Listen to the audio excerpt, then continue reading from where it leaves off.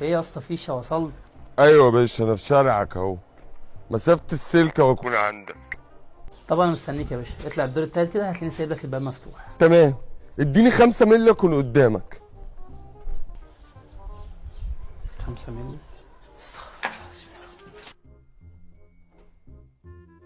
السلام عليكم. وعليكم السلام، ازيك يا اسطى فيشه؟ ايه يا عم في ايه؟ مالك يا باشا؟ لا مؤاخذة يا باشا. ايه الشغل اللي عندك؟ تشرب حاجه طب الاول؟ لا شكرا. طيب اجيب لك كوبايه ميه طب عشان بس طلعت السلم؟ لا يا باشا، انا ما ينفعش المية تيجي عليا. طيب بص حضرتك، انا بس ما عنديش شغل كتير، انا بس كام اوضه كده عايزين توصل لهم كام فيشه. لا حول ولا قوة الا بالله. دي كارثة دي. خير يا اسطى فيشه، في ايه؟ الله يرحمك يا استاذ اشرف. مين يا عم استاذ اشرف؟ كان عنده نفس السلوك دي بالظبط. في ايه يا عم فيشه؟ هو انت جاي تفول عليا؟ بص يا باشا، سلك التأسيس عندك كله عايز يتغير. كله. نعم. يتغير ازاي يعني؟ انت قلت لي انك عريس، ها؟ عريس اهو. انت كده عليه العوض في اجهزتك خلاص. السلوك دي اخرها هتشغل لك مروحه، اباجوره، كاتل تعمل لك عليه كوبايه شاي، انما اجهزتك دي كلها هتفرقع في وشك في خلال اسبوع واحد. هتفرقع في وشك كده بوم. ايه يا عم في ايه؟ اجهزه ايه اللي تفرقع يابا؟ مستروك زي الفل يا اسطى، فيش ايه؟ ما تمشي لي الدنيا الله يبارك لك، مشيها لي. براحتك. انت اللي عايز اجهزتك تفرقع. طب ايه الحل طيب؟ كله الا السلوك.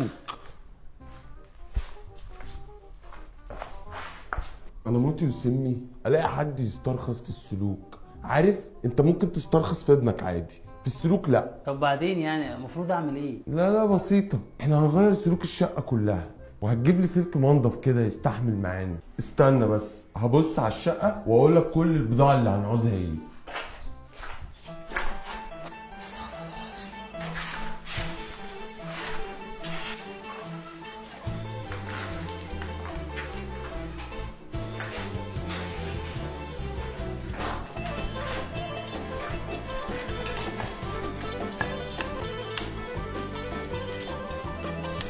خلصت ولا ايه؟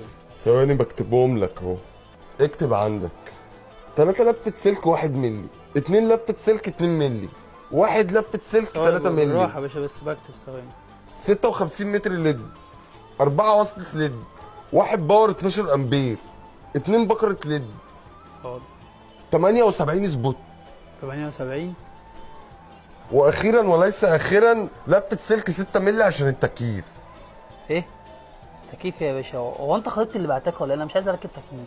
ولما ربنا يفتحها عليك وتعوز تركب تكسر تاني. استغفر الله العظيم. ماشي. كانت سلك التكييف يعني. طب يا اسطى فيشه كده يعني الفلوس بتاعت البضاعه كام ومصنعيتك؟ ما تقول لي الدنيا ايه كده. حاضر. بضاعة تخش لها في 22000 وانا اخد منك مصنعية 8000، يعني القصة كلها تخش لها في 30000 جنيه. يا لهوي. طيب يا اسطى فيشه هشوف الدنيا كده وهكلمك اول ما اجمع بس مبلغ هتصل بيك نيجي نظبط الشغلانه على طول. خلي بالك لو جيت تكلمني بكره في الاسعار دي معرفكش. ما تقلقش مش هتغلى، انت بس ايه سلك كهربتك كده والدنيا هتمشي. الله يبارك لك. السلام عليكم. عليكم السلام يا باشا. في ايه؟ ثواني يا باشا. ماشي.